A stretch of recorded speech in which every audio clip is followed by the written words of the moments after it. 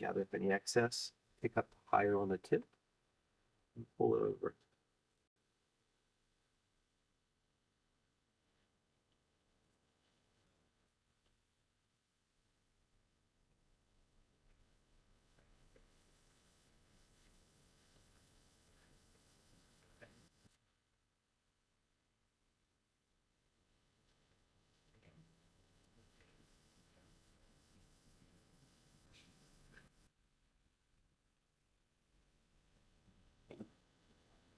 Okay, we're gonna let this sit just for a minute.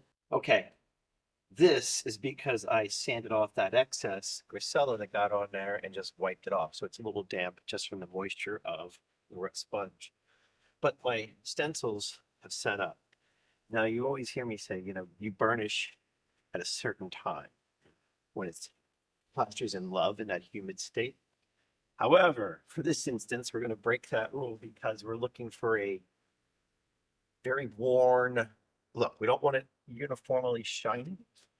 We want it to be very irregular and fun. So now that it's completely dry, we can just take our trowel. I'm just going to put it flat on here and just kind of go like so.